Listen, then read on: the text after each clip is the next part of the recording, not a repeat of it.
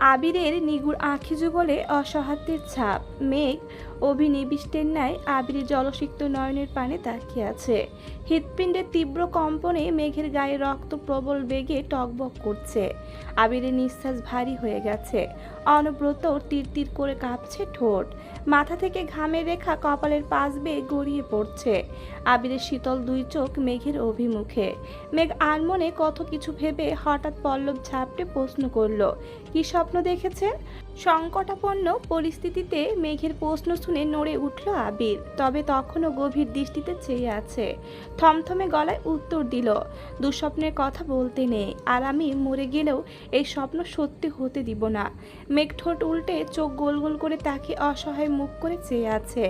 আবির পরক্ষণে বলে উঠল, আচ্ছা শোন, জি তোর শরীর এখন কেমন? আলহামদুলিল্লাহ ভালো। এখনো শ্বাসকষ্ট হয় বা অন্য কোনো সমস্যা? শ্বাসকষ্ট হয় না, তবে অন্য সমস্যা আছে। আবির উদ্বিগ্ন কণ্ঠে শোধালো, কি সমস্যা? বলিসনি কেন আগে? একটু থেমে আবারও বলে উঠল, আমি তানবীরকে বলে রাখবো কাল সকালে মামনিকে নিয়ে ডাক্তারের। এর মধ্যে মেঘ আবেগময় কণ্ঠে বলে উঠল, কাউকে অতিরিক্ত মিস করার সমস্যা। কোন ডাক্তার দেখাবো বলুন? আবিরের কথা বন্ধ হয়ে গেছে। মেঘের এমন কথায় আবিরের চোখে মুখে খানিক উজ্জ্বলতা ফুটে উঠেছে। নিদারুণ অনুভূতিরা বক্ষ স্পন্দন বাড়াতে ব্যস্ত। আবির নিশ্চুপ হয়ে চেয়ে আছে অপরূপ সেই মুখমণ্ডলে। মেঘ আহ্লাদি কণ্ঠে আবারও শোধালো, বলুন না কোন ডাক্তার দেখাবো? আবির ভুরু কুঁচকে গুরুভার কণ্ঠে বলল, সব বিষয় নিয়ে মজা করিস না মেঘ। শারীরিক কোনো সমস্যা মনে হলে ডাক্তার দেখাস প্লিজ। অভিমানের দমকা হাওয়া বয়ে গেল মেঘের মনে। মেঘ ঠোঁট উল্টিয়ে কাঁদো কাঁদো কণ্ঠে জানতে চাইল, মানসিক সমস্যা হলে কি করব? তোর মানসিক সমস্যা শোনার জন্য আমি আছি তো। এই ডাক্তার চলবে না। মেঘ ফিক করে হেসে বলল, আপনি ডাক্তার? সার্টিফিকেটটা দেখাবেন প্লিজ। আবির চোখ সরু করে বলে উঠল, সার্টিফিকেট না হয় দেশে ফিরেই দেখালাম। টুকটাক কথা চলল কিছুক্ষণ। আবিরের মন ভালো করতে অল্প স্বল্প দুষ্টুমিও করেছে মেঘ, কিন্তু আবিরের মন ভালো হবার বিন্দু মাত্র লক্ষণ পরিলক্ষিত হচ্ছে না। এদিকে রাত গভীর হচ্ছে। ঘুমে মেঘের চোখ বন্ধ হয়ে আসছে। মেঘ নিজের প্রতি খুব ক্ষুব্ধ হচ্ছে। আবির আজ খুব মনোযোগী। মেঘ যা জিজ্ঞেস করছে সবেতেই তার আদর মাখা উত্তর রেডি। এই অপরূপ মুহূর্ত রেখে ঘুমানোর বিন্দুমাত্র ইচ্ছে নেই মেঘের, কিন্তু চোখ যেন মেঘের ইচ্ছেকে পাত্তাই দিচ্ছে না। আবিরের কথার মাঝে ঘুমের আবেশে বারবার চোখ বন্ধ হয়ে যাচ্ছে। বিষয়টা খেয়াল করে আবির অন্তত নমনীয় স্বরে জিজ্ঞেস করল, ঘুম পাচ্ছে? মেঘ চোখ বড় করে তাকিয়ে জবাব দিল, কই না তো। আবির মলিন হেসে বলল, জোর করে কথা বলতে হবে না, আমি পালিয়ে যাচ্ছি না, ঘুমান। ঘুম চলে গেছে। কে চলে গেছে কে যায়নি সেটা পরে দেখছি। আপাতত কল না কেটে ফোনটা পাশে রেখে চোখ বন্ধ করুন।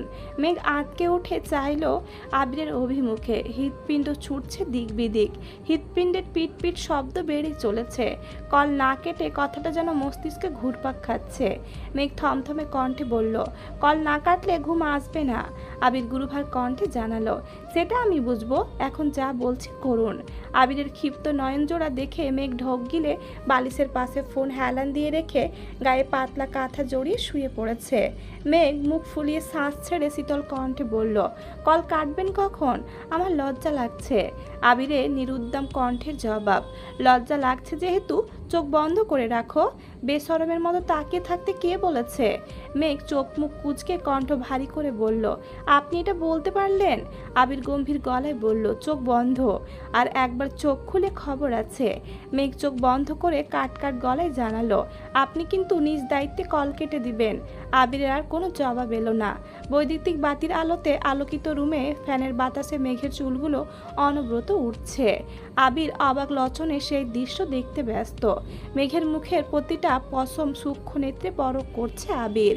মেঘের ফর্সা কপালের নিকষ কালো তিলটা খুব বেশি আকৃষ্ট করছে। আবিরের হৃদয় কেঁপে উঠেছে, শরীর জুড়ে অজানা শিহরণ। কিছু সময়ের মধ্যে মেঘের নিঃশ্বাসের শব্দ জড়ালো হলো। রাত 2:17। মেঘ গভীর ঘুমে নিমগ্ন। আবির ফোনের অপর পাশ থেকে গভীর মনোযোগ দিয়ে তার প্রিয়সীকে দেখতে ব্যস্ত। ভোরের মৃদু আলো আর বৈদ্যুতিক বাতির আলোতে মেঘের রুম ঝলমল করছে, চোখে আলো লাগছে। মেঘ ঘুমের মধ্যে ভুরু কুঁচকে নড়ে উঠল, কপালে হাত রেখে চোখ ঢাকার চেষ্টা করলো, কিন্তু পারল না। দীপ্ত আলো চিত্তদাহে বিরক্ত হয়ে কপালে কয়েক স্তর ভাঁজ ফেলে অল্প বিস্তর চোখ মেলল মেঘ। ঘুম ঘুম চোখের কোণে ফোনে নড়ে ওঠা কালো অবয়ব ভেসে উঠল। মেঘ তৎক্ষণাৎ ঘাড় কাত করে স্পষ্ট চোখে তাকালো সেদিকে। সঙ্গে সঙ্গে মেঘের সমস্ত শরীর শিউরে উঠল। বালিশে হাত রেখে তার ওপর মাথা রেখে আবির নিগুড় দৃষ্টিতে মেঘের দিকে চেয়ে আছে। ঠোঁটে লেগে আছে মায়াবী হাসি।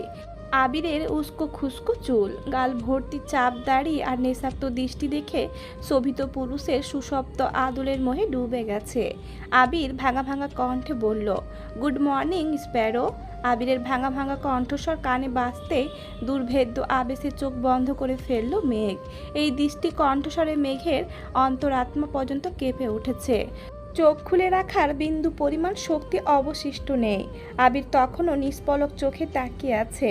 আবির একগাল হেসে শান্ত কণ্ঠে শোধালো, ঘুম ভালো হয়নি? আমি এসে পর্দা টেনে দিয়ে যাব? মেঘ এবার সর্বশক্তি দিয়ে সাফ তাকিয়ে উদ্বিগ্ন কণ্ঠে শোধালো, আপনি কি সারা রাত ঘুমাননি? না, কেন? ঘুম আসছিল না। মেঘ কণ্ঠ খাদে নামিয়ে কাঁপা কাঁপা গলায় জিজ্ঞেস করলো, কল কাটতে বলছিলাম, কাটেননি কেন? কল কাটতে ইচ্ছে করেনি, তাই কাটিনি। মেঘ ভুরু কুঁচকে প্রশ্ন করলো, অফিস নেই? আছে। মেঘ সময় দেখে পুনরায় শক্ত কণ্ঠে বলল, সময় হয়ে যাচ্ছে, উঠছেন না কেন এখনো? যেতে ইচ্ছে করছে না। আবিরের নিরুদ্বেগ কণ্ঠের এক একটা উত্তর শুনে মেঘ আশ্চর্য বনে যাচ্ছে। যে মানুষটাকে এতদিন গুরুগম্ভীর, অনুভূতিহীন আর নিষ্ঠুর ভেবে এসেছে, সেই আবির ভাইয়ের আকস্মিক পরিবর্তন মেঘের মনে বিশাল প্রভাব ফেলছে। মেঘ রাজভারী কণ্ঠে শোধালো, সমস্যা কি আপনার? আবির মুচকি হেসে উত্তর দিল, বহুত সমস্যা, এদের কোনো সমাধানও নেই। নিজের অজান্তেই মেঘের ঠোঁট জুড়ে ললিত হাসি ফুটল। লজ্জায় লাল হওয়া দুই গাল চিকচিক করছে। মেঘ শক্ত কণ্ঠে বলল, থাক ভাই, বুঝছি আপনার সমস্যা, প্লিজ এখন উঠে অফিসে যান। আমি তোর ভাই? ভাই না তো কি? মেঘের মুখে এমন প্রশ্ন শুনে আবির ভেতরে ভেতরে জ্বলে উঠল। গম্ভীর মুখ করে সূক্ষ্ম নেত্রে তাকিয়ে অগ্নিকণ্ঠে বলল, আমি তোর বাবার দাদুর নাতির ছেলে হতে পারি, কিন্তু তোর ভাই না, বাই। আবির কল কেটে দিয়েছে। মেঘ আহামকের মতো বসে আছে। আবির যে ভাই ডাকার ক্ষোভে রাগ করে ফোন কেটেছে, এটা বুঝতে সময় লাগলো না মেঘের।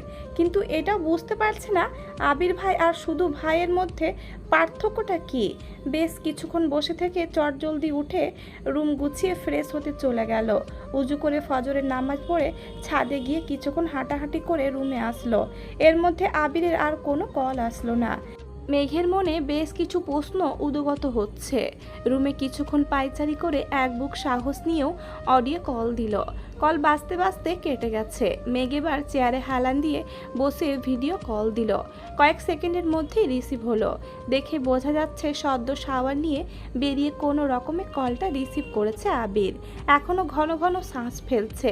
আবিরের জলসিক্ত উন্মুক্ত শরীর, কোমরে বাঁধা সাদা টাওয়াল, আবিরের ভেজা চুল, লোমস বুকে আর নির্মেদ পেট দেখে মেঘ যত্রতত্র দৃষ্টি সরিয়ে নিল। ঢোক গিলে উষ্ণ শ্বাস ছেড়ে বলল, সরি, অসময়ে কল দিয়ে ফেলছি। আবির মেঘি স্বরে বলল, সরি বললেই কি আমার মান ইজ্জত ফিরে পাবো? মেঘ চোখ নামিয়ে উদ্বিগ্ন কণ্ঠে বলল, আমি বুঝতে পারিনি, সরি। আবির মুচকি হেসে অন্য একটা টাওয়াল দিয়ে মাথা মুছতে মুছতে বলল, ধুর পাগলি, এইসব কোনো ব্যাপার না। তাছাড়া আমি আপনার কলের অপেক্ষায় ছিলাম। কেন? আজ প্রজেক্টের ফাইনাল মিটিং, কি পড়ে যাব বুঝতে পারছিলাম না। আবার করেছি রাগ, তাই নিজে থেকে কল দিতে পারছিলাম না। মেঘ লাজুক হেসে বলল, আপনি এমন ঢং করা কোথায় থেকে শিখলেন? আপনার থেকেই শিখেছি। মেঘ ভেংচি কাটল। আবির মুচকি হেসে 2-3টা শার্ট ফোনের সামনে ধরে চিন্তিত স্বরে জিজ্ঞেস করলো, কোনটা পরবো? মেঘ কয়েক সেকেন্ডে একটা শার্ট সিলেক্ট করে দিল। আবির 10 থেকে 15 মিনিটের মধ্যে একদম ইন করে শার্ট পরে ব্লেজার টাই সঙ্গে শু জুতা পরে সম্পূর্ণ রেডি হয়ে গেছে। ফোন থেকে খানিকটা দূরে সরে উঁচু গলায় জিজ্ঞেস করলো, কেমন লাগছে? মেঘ আপাদ মস্তক দেখে মোলায়েম কণ্ঠে বলল, মাশাল্লাহ। কিন্তু কি?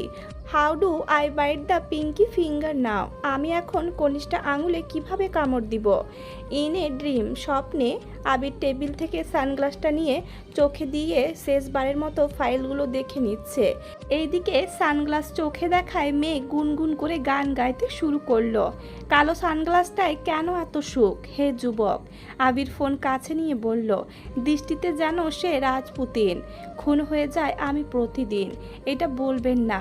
মেঘ নিজের মাথায় গাঁটটা মেরে মুখ চেপে ধরেছে। আবির জিভ দিয়ে ঠোঁট ভিজিয়ে মলিন হেসে বলল, শুনলাম আপনি ইদানিং খুব বেশি গান গাইতেছেন। কই আমাকে তো শোনালেন না? মেঘ বিড়বিড় করে বলল, আপনার অফিস কখন? যান না কেন? যাবই তো, আগে কথা শেষ করি। আপনার সাথে আর কোনো কথা নেই। গুরুত্বপূর্ণ মিটিং থাকা সত্ত্বেও সারা রাত নির্ঘুম কাটিয়েছেন, এখন আবার ঢং করতেছেন। এদিকে আব্বু শুধু আমার ভাইয়ের দোষই দেখে, আপনার দোষ দেখে না। আপনি যে সারা রাত ঘুমাননি, এটা কি ঠিক করেছেন? এর প্রভাব মিটিংয়ে পড়বে না? জি না ম্যাম, বরং আজকের মিটিং বেস্ট হবে। আপনি শুধু দোয়া করবেন, মিটিং শেষ করে কল দিব। ঠিক আছে, ফি আমানিল্লাহ, best of luck. Thank you. বিকালের দিকে আবিরের সাথে কথা হয়েছে। আজকের মিটিং ঠিকঠাক মতো শেষ হয়েছে। 1 সপ্তাহের মধ্যে প্রজেক্ট কমপ্লিট হয়ে যাবে। মোজাম্মেল খান আর আলী আহমেদ খান আবিরকে বাসায় ফিরতে বলছেন, কিন্তু আবির বলেছে আরও 2 মাসের মতো সময় লাগবে, কারণ জিজ্ঞেস করার বিস্তারিত কিছুই বলেনি। এদিকে মেঘও বেশ উদ্বিগ্ন। বন্যার সাথে আগে থেকে প্ল্যান করা ছিল আজ বিকেলে মেলায় যাবে। বন্যা রেডি হয়ে বিকালের দিকে বেরিয়েছে ঠিকই, কিন্তু মেঘ আবিরের ওপর অভিমান করে ফোন বন্ধ করে ঘুমিয়ে পড়েছে। বন্যা বেশ কয়েকবার কল দিয়েছে, বন্ধ পেয়ে একা একাই হাঁটছে।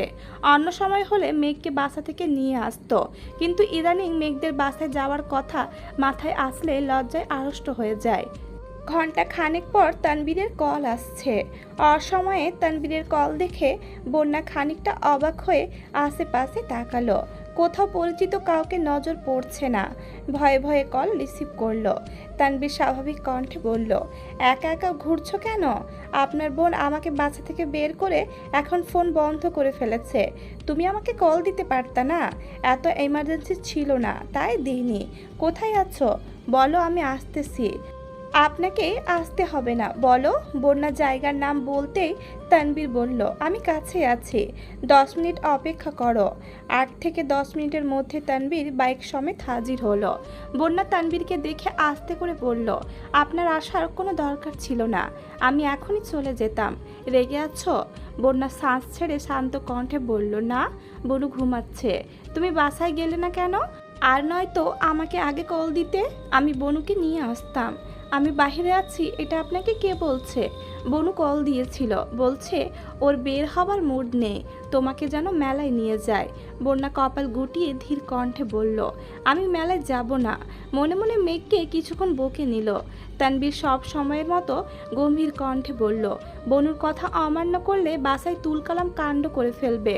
এমনিতেই বাসায় আমাকে কেউ সহ্য করতে পারে না, এই অবস্থায় বনুকে রাগালে আমায় নিশ্চিত বাসা থেকে বের করে দিবে।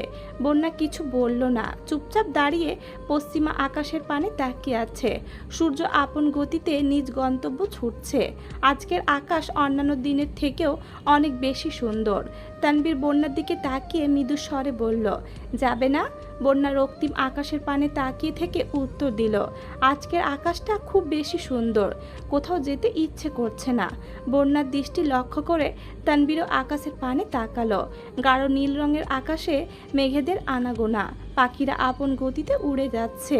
দেখে মনে হচ্ছে তাদের বাড়ি ফেরার বড্ড তাড়া। গোধূলি লগ্নের সূর্যটা বরাবরের মতোই রক্তিম। তানবীর কয়েক মুহূর্ত আকাশ দেখে আচমকা ঘুরে দাঁড়িয়েছে। বন্যার কাছাকাছি স্টিলের বেষ্টনীতে মৃদুভাবে হেলান দিয়ে বন্যার অভিমুখে তাকালো। সূর্যের বিক্ষিপ্ত আলোক রশ্মিতে বন্যার মুখ লাল হয়ে আছে।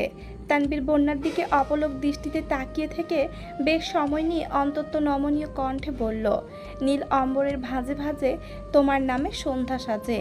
বন্যা আকস্মাৎ আর চোখে তাকাতেই তানবীর নড়ে উঠল। কাজল পরিহিতা টানা টানা চোখ দুটো যেন দৃষ্টিতেই তানবীরের মতো শক্তপোক্ত ছেলের সত্তাকে বিলীন করে ফেলবে। বন্যা কোনো কথা না বলে পরপর 2 বার ভুরু নাচালো। তানবীর মুচকি হেসে এপাশ ওপাশ মাথা নেড়ে অন্যদিকে মুখ করে তাকালো।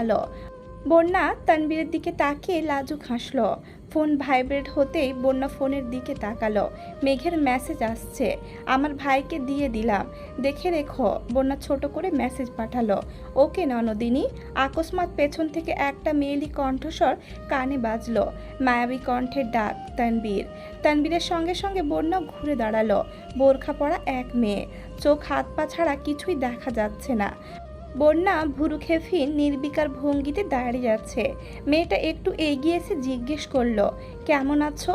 তানবীর কপালে কয়েক স্তর ভাঁজ ফেলে বন্যাকে এক পলক দেখে ভারী কণ্ঠে প্রশ্ন করলো, কে আপনি? আমাকে চিনতে পারছো না? আপনাকে চেনার কথা ছিল নাকি?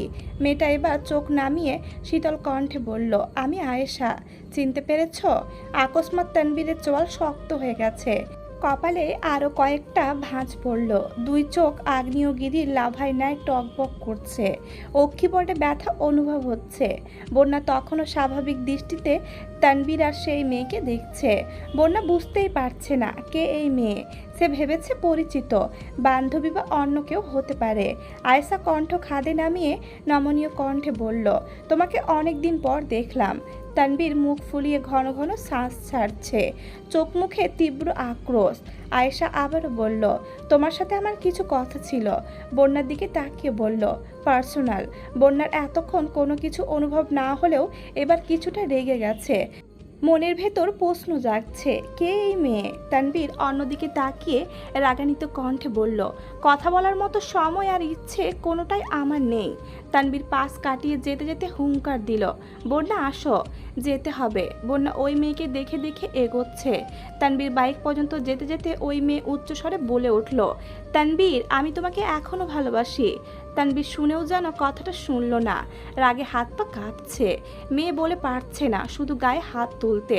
মেয়ের কথা শুনে বন্যা থমকে দাঁড়ালো। বুকের ভেতরটা আকস্মাৎ মোচড় দিয়ে উঠেছে। বুঝতে বাকি রইল না যে এই মেয়ে তানবীরের ex girlfriend. Tanvir bike start দিয়ে অগ্নিকণ্ঠে চিৎকার করলো, বন্যা আসতে বলছি তোমায়। বন্যা থতমত খেয়ে ছুটে গেল। চুপচাপ বসে পড়ল বাইকের পেছনের সিটে। তবে বরাবরের মতো এবারও তানবীরের সঙ্গে দূরত্ব রেখে বসেছে। কিছুক্ষণ আগেও আকাশের পানে তাকিয়ে ভাবছিল আজ থেকে বাইকে বসলে তানবীরকে ধরে বসবে, কিন্তু তার হলো কই। দুজনের বুকের ভেতর যে ঘূর্ণিঝড় বয়ে যাচ্ছে সে খবর কেউ জানে না। মেলার কাছাকাছি এসেই বাইক থামালো। বন্যার মেলা যাওয়ার মতো বিন্দু মাত্র আগ্রহ নেই, আর না আছে তানবীরের। তবুও মেঘের কথা মেনে ঢুকলো মেলায়। বন্যা চুপচাপ ঘুরে দেখছে। মেঘের সঙ্গে অনেক কিছু কেনার প্ল্যান করেছিল ঠিকই, তবে এখন আর ইচ্ছে নেই। কিছুক্ষণ ঘুরে বন্যা চাপা স্বরে বলল, আমার বাসায় যেতে হবে। তানবীর ঘড়িতে সময় দেখে নিল। বন্যা দ্রুত হেঁটে গেটের দিকে যাচ্ছে। বন্যা 2-3টা দোকান পেরিয়ে হঠাৎ খেয়াল করলো আশেপাশে তানবীর নেই। থমকে দাঁড়িয়ে পেছনে তাকিয়ে দেখলো তানবীর দোকানে কি কিনতেছে। বন্যাকে দাঁড়িয়ে থাকতে দেখে দ্রুত এগিয়ে এসে বলল, তোমাকে ডাকছিলাম, তুমি শোনোনি? সরি। বন্যা আবারও হাঁটা শুরু করলো। তানবীর ঠান্ডা কণ্ঠে বলল, এগুলো তোমার, আমার কিছু লাগবে না, ধন্যবাদ। বন্যা বেরিয়ে পড়েছে। অন্যান্য দিনের মতো তানবীর আজ জোর গলায় কিছু বলতেও পারছে না। দ্রুত এগিয়ে গেল বন্যার কাছে। বন্যার চোখ মুখ স্বাভাবিক, যেন কিছুই হয়নি। শান্ত কণ্ঠে বলল, আমি এখান থেকে রিস্কা নিয়ে যেতে পারবো, কিন্তু আমি তোমাকে একা ছাড়তে পারবো না। বন্যা মলিন হেসে মনে মনে আওড়ালো, আপনার অতীত বর্তমান হলে আপনার জীবনে এই বন্যার অস্তিত্ব থাকবে না। তানবীর বাইক স্টার্ট দিয়ে উঠতে বলল। বন্যাও বাধ্য হয়ে উঠে বসলো।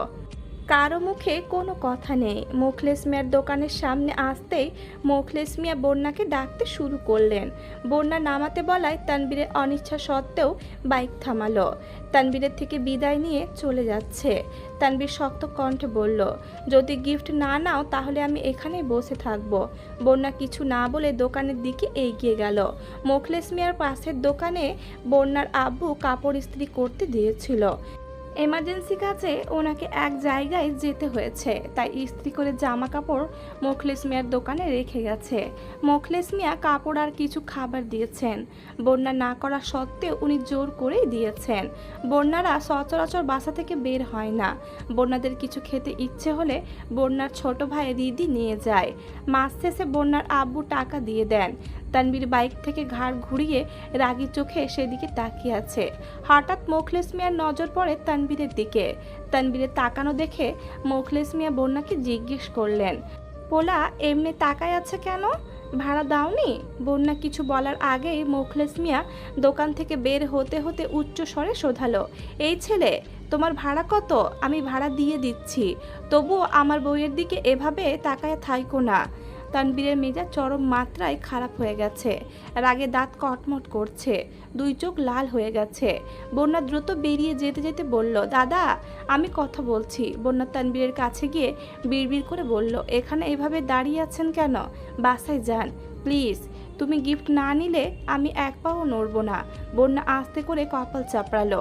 মেঘের ভাই বলে কথা, সে তো মেঘের মতোই জেদি হবে, এটা বন্যা ভুলে গেছিল ভেবে রাগ লাগছে।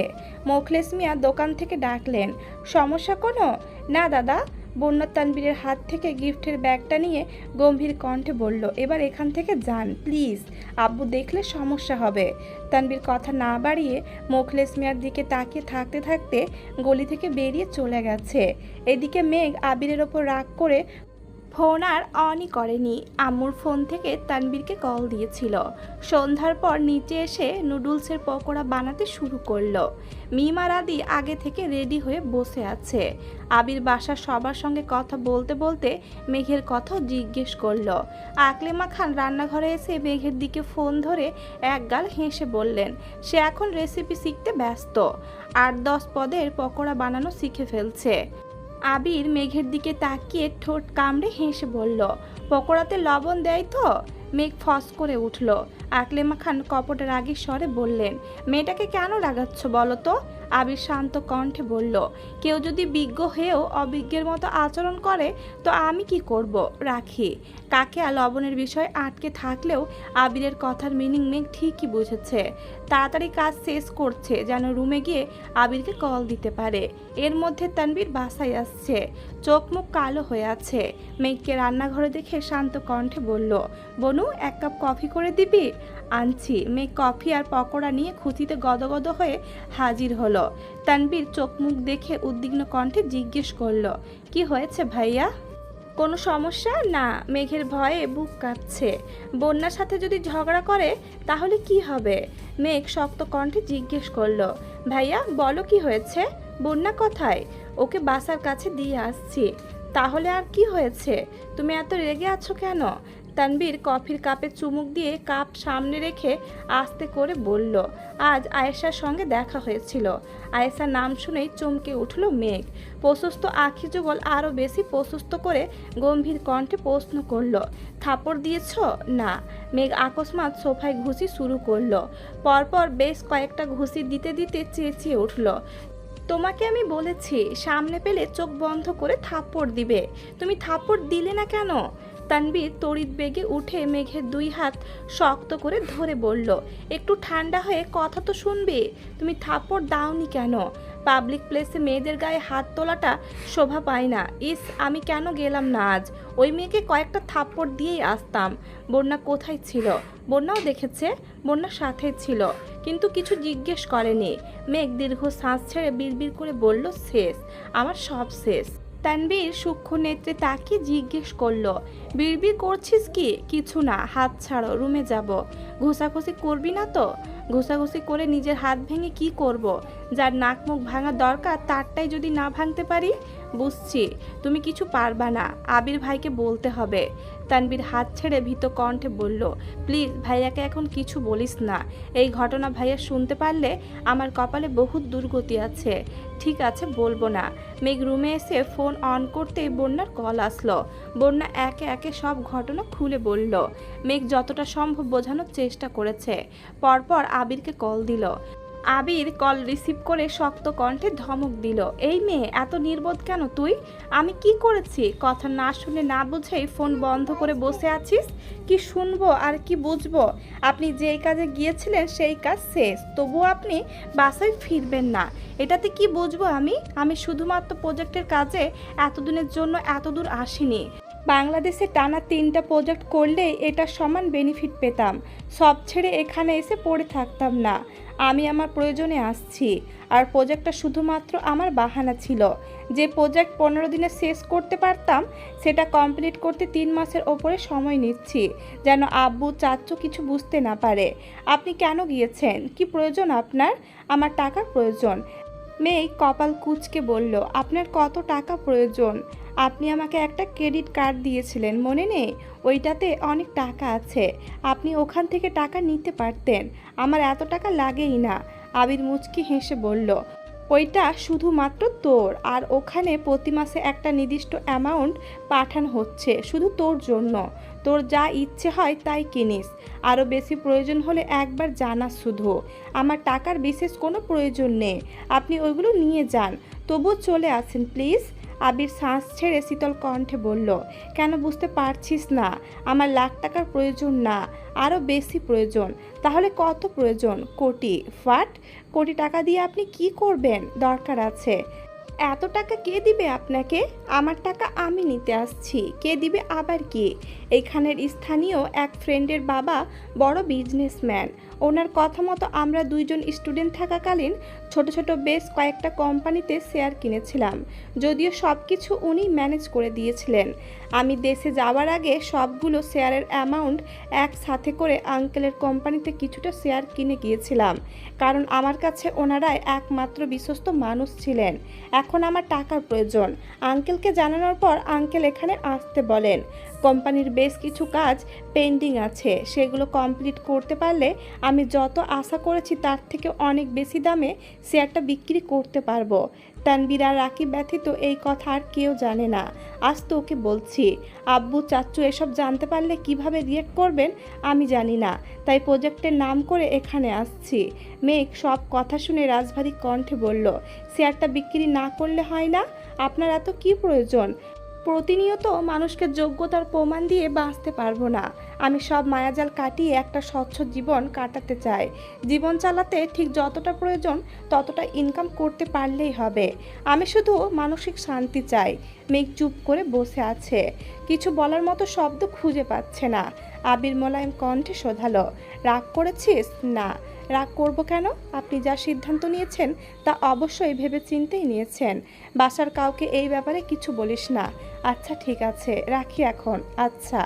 আজ সকাল থেকে আলী আহমেদ খান ও মোজাম্মেল খানের মধ্যে মনোমালিন্য চলছে। সারাদিন খাওয়া নেই, যে যার রুমে শুয়ে আছেন। বাসার সবাই চেষ্টা করেও রাগ ভাঙাতে পারেনি। দুপুরের পরপর ফুপ্পি, জান্নাত আপু, আইরিন আর আসিফ ভাইয়া আসছে। আর ইচ্ছে করেই আরিফ আসেনি। প্রতিনিয়ত মিমের সাথে ঝগড়া করতে ভালো লাগে না তার। মেঘের ফুপ্পু প্রথমেই মোজাম্মেল খানের রুমে গেলেন। মোজাম্মেল খান বোনকে দেখে শোয়া থেকে উঠে বসে ভারী কণ্ঠে বললেন, কেমন আছিস? কেমন থাকবো? এই বয়সে এসে তোমরা ভাই ভাইয়ে কোন দ্বন্দ্বে মেতেছ? আমি কি বলবো? ভাইজানের যা মন চায় তাই করছেন। কিছু বললে উনি রেগে যান, বোঝার চেষ্টা পর্যন্ত করেন না। জানিসই তো ওনার স্বভাব, যা বলবে তাই করবে। সমস্যা কি নিয়ে? সমস্যা তো অনেক কিছু নিয়েই। আমার ছেলেকে শাসন করলেও দোষ, না করলেও দোষ। মেয়েকে কিছু বললেও দোষ, না বললেও দোষ। আগে আবির অফিস সামলে নিত, তাই অফিসের বিষয়ে এত কথা আমায় শুনতে হতো না। এখন আবির নেই, কাজের একটু এদিক সেদিক হলেই রাগ। আমরা নাকি গুরুত্ব দিই না। উনি একা পরিশ্রম করে সব কিছু করেছেন। উনি যা বলবেন তাই হবে। আরও অনেক কিছু।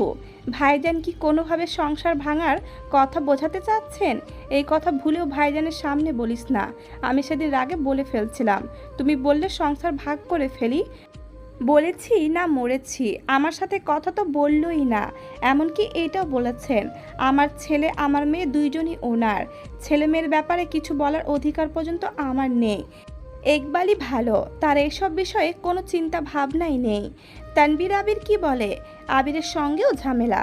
মাহমুদা খান চিন্তিত স্বরে জিজ্ঞেস করলেন, আবিরের সঙ্গে আবার কিসের ঝামেলা? প্রজেক্ট শেষ, তবু আবির দেশে আসছে না। তাছাড়া সেদিন আবির আমার পক্ষে 2টা কথা বলেছিল। সেই রাগে আবিরের সঙ্গেও কথা বলেন না। এখন করণীয় কি? দেখ তুই মানাতে পারিস কি না। মাহমুদা খান মোজাম্মেল খানের রুম থেকে বেরিয়ে আলী আহমেদ খানের রুমে গেলেন। রুমে ঢুকতেই আলী আহমেদ খান গম্ভীর কণ্ঠে বললেন, তুইও কি তার পক্ষে কথা বলতে আসছিস? না ভাইজান, আমি আপনার মুখে শুনতে চাই, ঘটনা কি? ঘটনা কিছুই না, মোজাম্মেলের অত্যাচার আর সহ্য হচ্ছে না। কেন ভাই, কি করেছেন? তানবীরের সাথে ওর কি শত্রুতা আমি জানি না, কথায় কথায় ছেলেকে বকাবকি করে। আমি কিছু বলতে গেলে আমার ছেলের সাথে তুলনা দেয়। আমার ছেলে প্রতিষ্ঠিত হয়ে গেছে, ওর ছেলে বেকার, কিছু ঠিকমতো করতে পারছে না। কোথায় আমি আমার ছেলে নিয়ে গর্ব করব, উল্টো সে গর্ব করে। সে সারাক্ষণ আমার পেছনে লাগে। এই যে ছেলে মেয়েগুলোর মধ্যে দ্বন্দ্ব লাগাচ্ছে, ওরা কি সারা জীবন একসাথে থাকতে পারবে? আমি এই জন্য সেই দিন রাগে বলেছিলাম, ওর মতো চিন্তা ভাবনা আমার থাকলে আমি একা এই সংসারটাকে এত দূর টানতে পারতাম না। এই সংসার আমার, এখানে আমার অধিকার সবচেয়ে বেশি। আমি যা বলবো তাই হবে। আমি বোঝাতে চেয়েছি ওর উল্টাপাল্টা আচরণগুলো যেন পরিবর্তন করে, অথচ সে বুঝেছে আমি সংসার ভাঙতে চাচ্ছি। এই জন্য আমিও বলেছি ও যদি চায় বাড়ি থেকে চলে যেতে পারে, কিন্তু তানবীর, মেঘ আর ওদের মা আমার বাড়িতেই থাকবে। ওদের ওপর বাবার অধিকার খাটাতে যেন না আসে।